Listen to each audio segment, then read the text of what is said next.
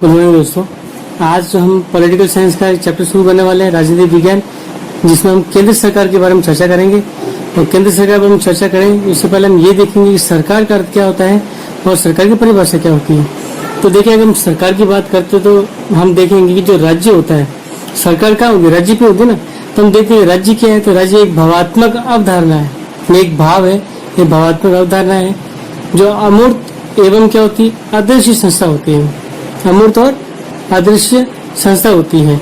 इसे मूर्त रूप प्रदान करने वाली संस्था को हम सरकार कहेंगे, यानी इसे मूर्त रूप यानी कि फिजिकल रूप अगर दे दे इसको कोई, ठीक है ना, फिजिकल रूप अगर इसको प्रदान कर रहा है तो उसको हम क्या कहेंगे, सरकार कहते हैं। तो मूर्त रूप प्रदान करने वाली संस्था को हम सरकार बोलते हैं, ठीक है। अब देखिए, हम ये कह सकते हैं सरकार ही राज्य रूपी भावात्मक अवधारणा की एक अभिव्यक्ति होती है। अब देखिए, परिभाषा की तरफ बढ़े अगर हम इसकी, ठीक है, राज्य की अगर हम परिभाषा की, सरकार की अगर परिभाषा हम देखें, परिभाषा, तो परिभाषा में देने वाले जो प्रथम व्यक्ति थे वो थे गार्डनर। कौन थे? गार्डनर, गार्डनर, ठीक है। देखिए, ये कहते हैं कि राज्य क्या है कि सरकार वह मशीन है, सरकार क्या है, वह मशीन है जिसके द्वारा राज्य नीतियां निर्धारित की जाती है, राज्य की नीतियां निर्धारित की जाती है, की जाती है, ठीक है। फिर ये कहता है कि जो सामान्य मामलों को नियमित किया जाएगा। जो भी कॉमन जो प्रॉब्लम्स होगी उनको क्या करेंगे, नियमित कर देंगे, इसको कंटिन्यू कर लेंगे, इसको नियमित किया जाएगा। नियमित क्या करते हैं, नियमित किया जाता है, नियमित किया जाता है, ठीक है। तथा क्या होता है, सामान्य हितों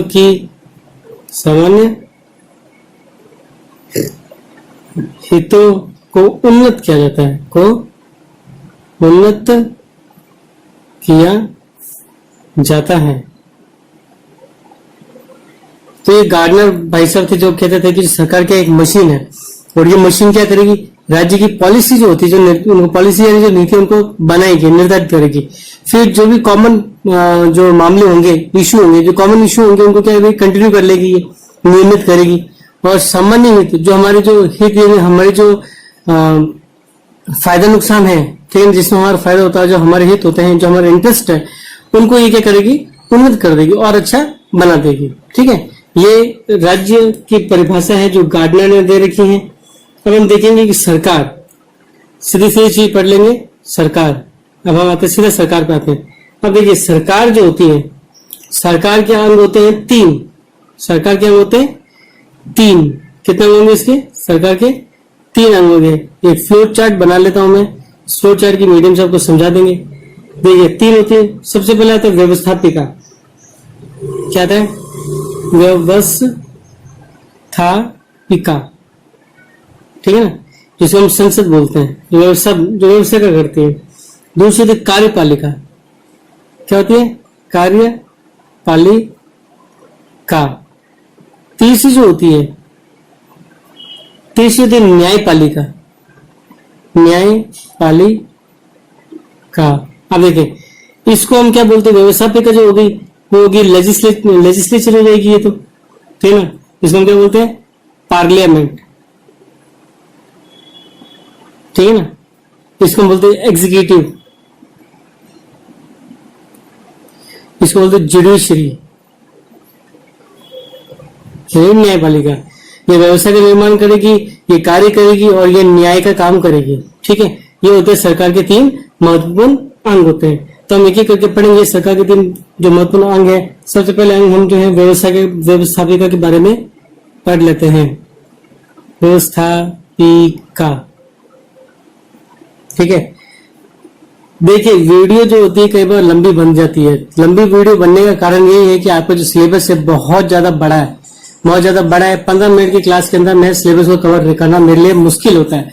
तो ये आपके ऊपर है कि आप कैसे उसको पढ़ोगे, तो आपको टाइम देना ही पड़ेगा इसमें। ठीक है, सबसे पहले व्यवस्था पढ़ लेते हैं। देखिए, ये सरकार के, इसमें क्या है, सरकार के 3 अंगों में सर्वाधिक प्रथम अंग होता है। ये क्या है, सरकार का जो अंग होते हैं उसमें प्रथम अंग है ये। ठीक है, अब इसका गठन जो है, गठन किसका, व्यवसाय का गठन 2 स्तर पर होता है, 2 स्तर पर होता है। ठीक है, 2 स्तर पर कौन कौन से स्तर होंगे देख लेंगे।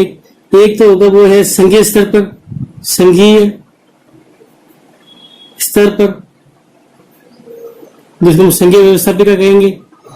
और वो एक हो गया आपकी राज्य स्तर पर, राज्य स्तर पर।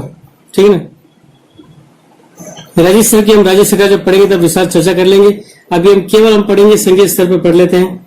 सबसे पहले देखो, हम जो है यानी जो संविधान अपना संविधान जो है व्यवस्थापिका को, व्यवस्थापिका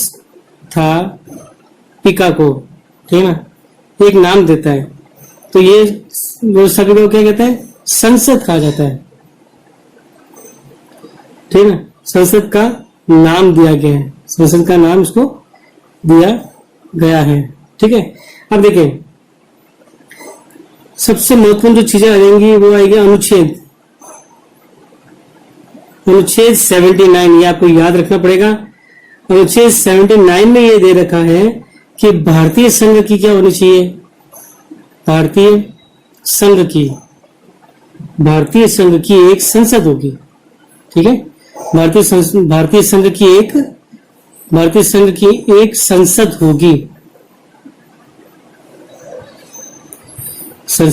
होगी, ऐसा भारत के संविधान के अनुच्छेद 79 में लिखा हुआ है। यानी अनुच्छेद जो 79 उसमें ये लिखा है कि भारतीय संघ की क्या होगी, एक संसद होगी। यानी हम इसी संविधान के अनुच्छेद के अनुसार ही संसद का यानी लोकसभा और राज्यसभा का हम क्या करते हैं, निर्माण करते हैं। ठीक है, अब देखिए होगी, फिर जिसका निर्माण राष्ट्रपति और दोनों सदस्य मिलकर होगा। यानी जिसका अब देखो इसका निर्माण इसी के अनुसार है। देखिए निर्माण, अब इसका निर्माण कैसे होने वाला है, इसका जो निर्माण होगा वो होगा राष्ट्रपति के साथ में, राष्ट्रपति, ठीक है, फिर 2 सदन होंगे, राष्ट्रपति, फिर होगा आपका लोकसभा, फिर होगा राज्यसभा। इन तीनों से मिलकर आपकी क्या बनेगी, संसद बनेगी। ठीक है, तीनों से मिलकर क्या बनेगी, संसद का निर्माण हो रहा है। ठीक है, तो अब हम क्या करेंगे, तीनों को मिलाकर यानी इन तीनों का सम्मिलित जो रूप होगा वही क्या कहलाएगा, संसद कहलाएगा। इंपॉर्टेंट चीज ये आ जाती है आपकी। ठीक है, ये पॉइंट्स है इंपॉर्टेंट, आपको याद रखने पड़ेंगे। अब मैं अगर आपको सबसे पहले बात बताता हूं तो हम बात करेंगे लोकसभा की रचना या संगठन कैसा होगा। ठीक है, तो हम सबसे पहले लोकसभा पढ़ेंगे इसमें। तो लोकसभा, अब इस पार्ट के अंदर इतने सारे अनुच्छेद आएंगे कि आपको अनुच्छेद याद करने पड़ेंगे और एग्जाम में लिखेंगे तो फायदा ही होगा। तो लोकसभा की रचना या इसका संगठन कैसे किया जाएगा, यानी कैसे बनेगी संगठन।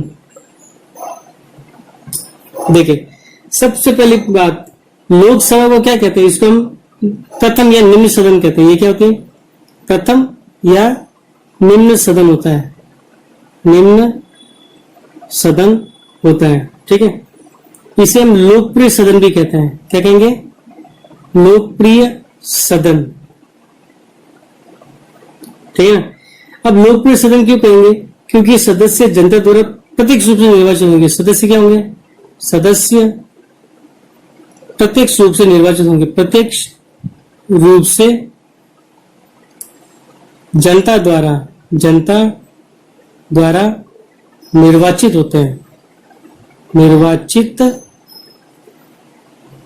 होते हैं। सदस्य प्रत्यक्ष रूप से जनता द्वारा निर्वाचित होंगे, किसके होंगे, लोकसभा के होंगे। ठीक है ना, अब देखिए सीधे आगे हम बढ़ते हैं। ठीक है, आगे बढ़ने से पहले हम पहली जो पॉइंट है, सबसे पहला पॉइंट, सदस्य संख्या कितनी होनी चाहिए, सदस्य संख्या देखिए, अब ये मूल संविधान क्या कहता है? सदस्य संख्या में मूल संविधान कहता है कि सदस्य संख्या कितनी होनी चाहिए? ये कहता है कि जो सदस्यों की जो संख्या है, सदस्य संख्या 550 है। कितने? 500 है। सॉरी, ये कहता है कि सदस्य संख्या कितनी होनी चाहिए? 500। ठीक है, लेकिन सदस्य संख्या बढ़ा दी। मूल संविधान में तो 500 तय की थी। फिर क्या हुआ था कि जो गोवा,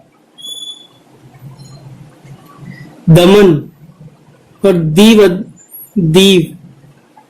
पुनर्गठन अधिनियम बना था। पुनर्गठन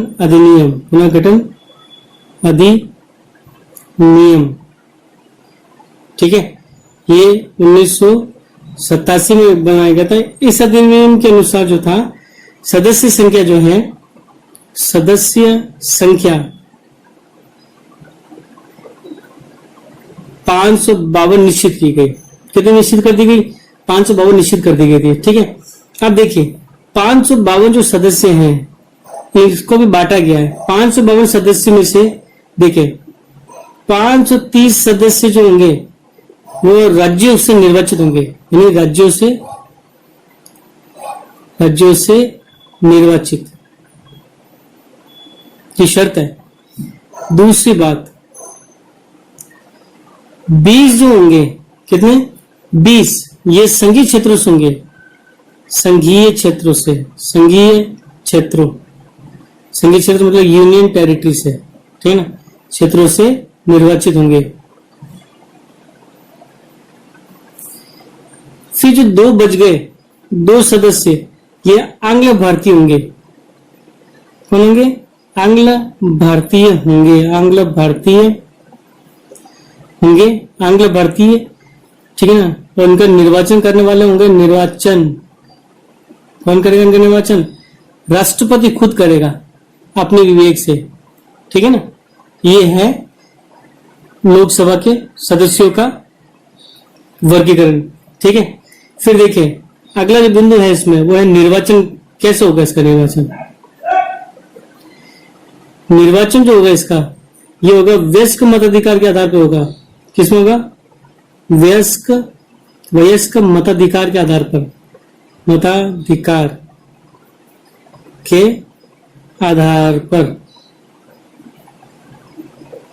ठीक है ना। देखिए वयस्क मताधिकार के आधार पर होगा, यानी कि 18 वर्ष प्लस युवकों के द्वारा, युवक व युवतियों के द्वारा,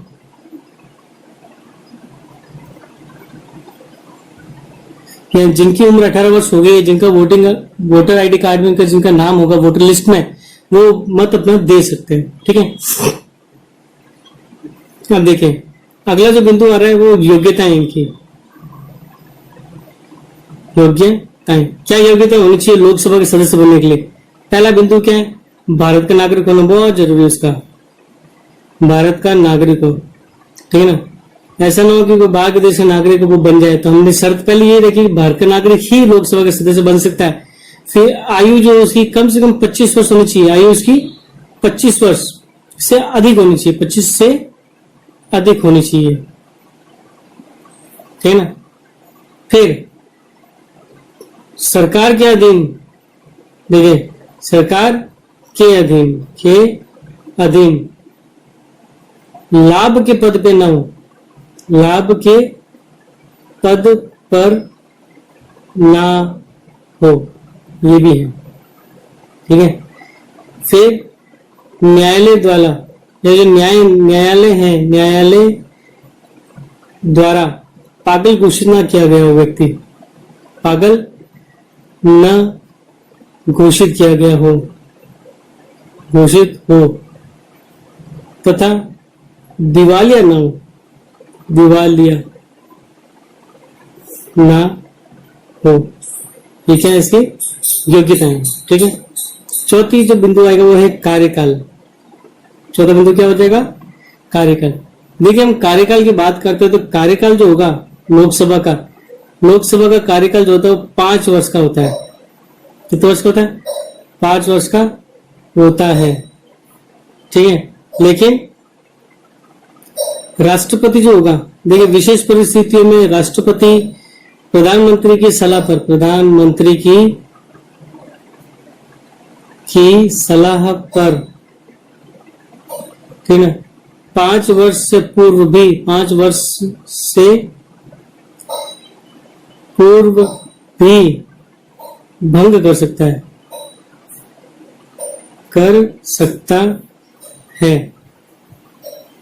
ठीक है ना। यानी अगर प्रधानमंत्री बोले राष्ट्रपति को कि जो संसद को भंग करना है तो वो उसको भंग कर देगा, ठीक है। यानी संसद का इलेक्शन जो है, री इलेक्शन वापस करवाने पड़ेंगे।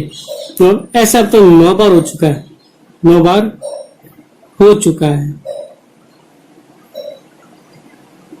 ठीक है। फिर इसको होता है अधिवेशन, यानी इसकी बैठकें कैसे बुलाई जाएगी। देखिए बहुत फैक्ट है याद करने। देखिए लोकसभा और राज्यसभा के जो अधिवेशन है राष्ट्रपति के द्वारा बुलाए जाते हैं। अधिवेशन कौन बुलाएगा? राष्ट्रपति द्वारा बुलाए जाएंगे, राष्ट्रपति द्वारा बुलाए भी जाते हैं, बुलाए तथा स्थगित भी किया जाता है। यही बुलाएगा, यही क्या करेगा? स्थगित करेगा, किए जाते हैं, ठीक है। और नियम यह है कि 2 बैठकों में 6 माह से अधिक का समय नहीं होना चाहिए, 6 माह से अधिक का समय नहीं होना चाहिए, ठीक है। अब इसके हैं पदाधिकारी। पदाधिकारी कौन कौन होंगे? पदाधिकारी, देखिए पद में कौन कौन होंगे, पद के अधिकारी कौन कौन होंगे? तो पहला जो होगा वो होगा अध्यक्ष, ठीक है। तो अध्यक्ष जो है ये संविधान के अनुच्छेद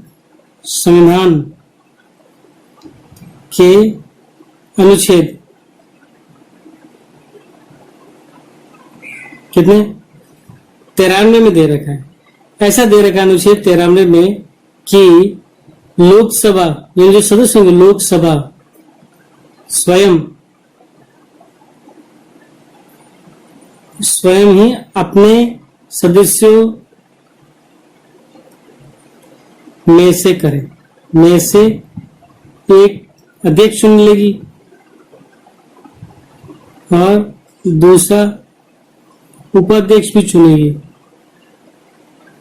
वो अध्यक्ष चुनेगी, का निर्वाचन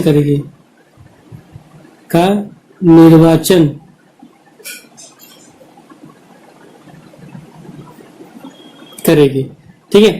तो एक तो अध्यक्ष होगा और एक क्या होगा? उपाध्यक्ष होगा। ये दूसरा आदमी है जिसका ये क्या करेगा? चुनाव करती है। कौन करेगा? तो लोकसभा के खुद जो सदस्य वो खुद ही कर लेंगे अपने में से। अब देखिए अध्यक्ष के कार्य, अध्यक्ष के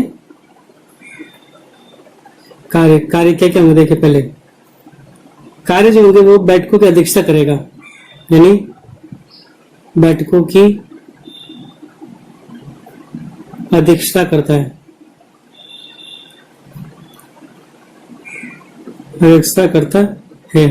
ठीक है। और शांति व्यवस्था बनाए रखता है, शांति व्यवस्था बनाने का काम करता है, बनाए रखता है, ठीक है। दूसरी बात, समस्त कार्यक्रम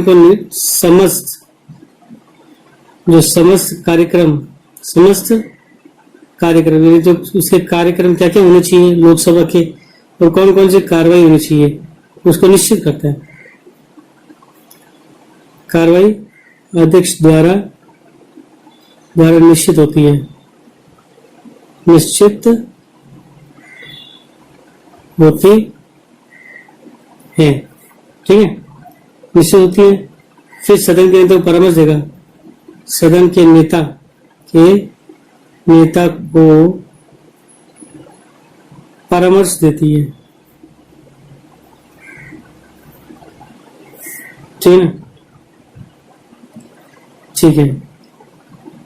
तीसरा जो हो जाएगा, सदन की कुछ समितियों का पदेन सभापति होता है, यानी कि कुछ समितियों का, जो समितियां होगी सदन की, ठीक है ना, समितियों का पदेन सभापति होगा, का पदेन सभापति होगा। पदेन सभापति यानी जिसका कोई निर्वाचन नहीं किया जाता है। अगर समिति बने तो समिति का संविधान में लिखा गया, अगर जो समिति बन रही है उसकी संसद की, वो समिति का जो अध्यक्ष होगा वो कौन होगा, वो लोकसभा का अध्यक्ष माना जाएगा, ठीक है ना। उससे जो भी होगा वो उसका अध्यक्ष माना जाता है। अगली जो उसकी शक्ति है, ठीक है। अच्छा, अब ये समितियों का पदेन सभापति तो होता ही होता है। अगली देखिए, दूसरी समिति के अध्यक्ष को भी ये नियुक्त कर देता है, ठीक है ना। धन विधेयक, अगर धन से रिलेटेड कोई विधेयक आता है, बिल आता है, तो धन विधेयक है या नहीं, है या नहीं निश्चित करता है, ये निश्चित करता है, ठीक है। फिर संसद और राष्ट्रपति के बीच पत्र व्यवहार करता है। संसद और राष्ट्रपति के बीच सारा पत्र व्यवहार, जो पत्र व्यवहार होता है ना, राष्ट्रपति जो देखो, राष्ट्रपति भी क्योंकि संसद का अंग होता है, तो राष्ट्रपति इसकी बैठकें बुला रहा है और स्थगित भी करता है। तो जो भी संसद की कार्रवाई हो रही है, उस कार्रवाई का सारा ब्यौरा जो है ये पहुंचाता है, ठीक है ना। कौन पहुंचाता है, बताता है कि भाई आज क्या क्या कार्रवाई हुई है, ठीक है ना, उसके द्वारा पहुंचाया जाता है, उसके द्वारा होता है, ठीक है। अब देखिए आगे बढ़ते हैं, राज्यसभा। हम लोकसभा पढ़ा, अब सीधा पढ़ेंगे राज्यसभा के बारे में। तो राज्यसभा, जैसे लोकसभा थी, राज्यसभा की गठन करते हैं, ठीक है ना। तो राज्यसभा का गठन पढ़ लेते हैं। तो द्वितीय सदन है, यानी इसके जो उपनाम हो जाएंगे, उपनाम क्या हो जाएंगे, द्वितीय सदन, तृतीय सदन, ठीक है, उच्च सदन कहा जाता है, ठीक है। अब देखिए इसका पहला बिंदु जो सदस्य संख्या है, सदस्य संख्या, इसकी जो सदस्य संख्या थी, ठीक है ना, संविधान के अनुसार, संविधान के जो अनुसार है, संविधान क्या कहता था, संविधान के अनुसार इसकी मुख्य सदस्य संख्या कितनी, 250 होगी, ठीक है ना। 250 संविधान में कहा गई थी। ये तो वर्तमान में कितनी है, वर्तमान में 245 है, ठीक है ना। फिर 12 सदस्य जो होंगे, देखिए 12 सदस्य राष्ट्रपति मनोनीत करता है, राष्ट्रपति क्या करता है, मनोनीत करता है, यानी इनका कोई चुनाव नहीं होता है, राष्ट्रपति ने बोल दिया उसको चुन लिया जाता है, ठीक है। वो इसमें दिया गया है। तो राष्ट्रपति क्या कर रहा है, मनोनीत कर देता है, ठीक है ना। अब वो किसको मनोनीत करेगा, तो वह व्यक्ति जो कला में, कला, साहित्य,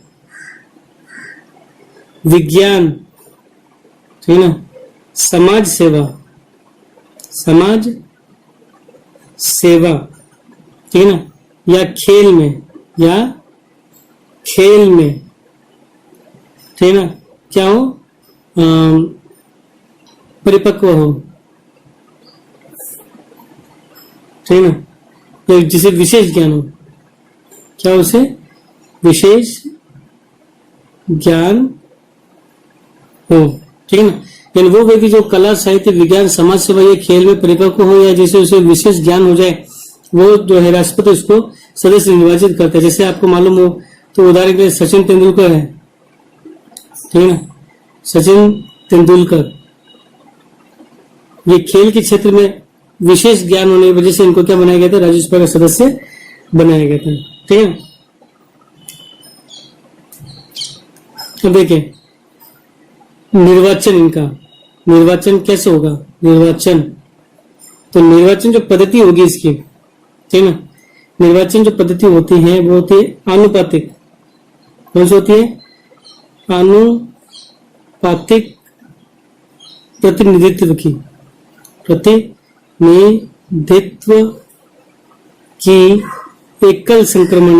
एकल संक्रमणीय पद्धति। ठीक है, चलिए योग्यताएं क्या क्या होनी चाहिए इनकी देख लेते हैं। पहले जो योग्यता होनी चाहिए वो बिल्कुल वैसे ही है। उम्र यहाँ पे जो होनी चाहिए, उम्र जो यहाँ पे 30 वर्ष होनी चाहिए। लोकसभा कितनी थी? 25 थी ना। भारत का नागरिक होना चाहिए, भारत का नागरिक। वही की वही चीज है जो कि लोकसभा के सदस्य की योग्यता है, लेकिन क्या उम्र का फर्क पड़ता है। ठीक है ना। लाभ के पद पे ना हो, लाभ के पद पर ना हो। ठीक है। फिर दिवालिया ना हो,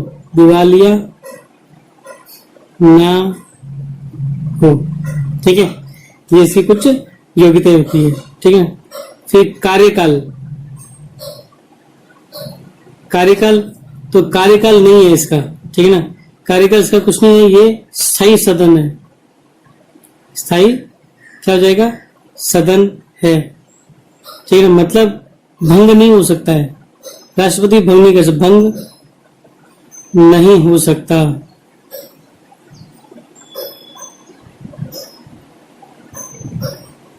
ठीक है। सदस्य का जो कार्यकाल है, राज्यसभा का तो कोई कार्यकाल नहीं, लेकिन सदस्य का जो कार्यकाल है, कार्यकाल वो है 6 वर्ष का। सदस्य उसके प्रति 6 वर्ष में रिटायर होंगे, लेकिन राज्यसभा खत्म नहीं होगी। राज्यसभा वैसे ही कंटिन्यू चलती रहेगी। होगा क्या कि इसके जो एक 23 सदस्य होंगे ना, मतलब एक साथ कोई भी रिटायर नहीं होता। 23 सदस्य जो होंगे प्रति 2 वर्ष बाद सेवानिवृत्त होते हैं। सेवानिवृत्त का मतलब सेवा छोड़ देते हैं, होते हैं। ठीक है ना। देखिए अब इसके पदाधिकारी बात करते हैं। ठीक है। पदाधिकारी देखें, इसके भी 2 प्रमुख पदाधिकारी होते हैं। कौन कौन से 2 होते हैं? एक तो होता है सभापति जो कि उपराष्ट्रपति होता है। मेरे भारत का जो उपराष्ट्रपति होगा वो ऑटोमेटिक क्या हो जाएगा? राज्यसभा का सभापति कहलाएगा। ठीक है ना। और एक होता है उपसभापति जो होता है वो इसी तरीके से अपने में से ये चूज कर लेते हैं। इसका जो कार्यकाल होता है 5 वर्ष का ही होता है। ठीक है ना। और इसका जो होता है राज्यसभा के सदस्य, इसका कार्यकाल 6 वर्ष का होगा। बस यही एक अंतर है। ठीक है। अगला जो वीडियो मैं बनाऊंगा उस अगले वीडियो के अंदर मैं आपको बताऊंगा संसद के कार्य और उनकी शक्तियां। ठीक है ना। और अभी इसके रिलेटेड कुछ क्वेश्चंस मैं आपको देता हूं। ये कुछ प्रश्न है जिसका उत्तर आप लोगों को लिखना है। ठीक है ना। और बहुत ही तरीके से लिखेंगे, सेंटेंस जो बना के लिखेंगे, ऐसे नहीं नोट्स की कॉपी करके लिख दें आप। ठीक है। उनके वाक्य बना के प्रॉपर तरीके से लिखना है आपको उसमें। ठीक है। Thank you very much.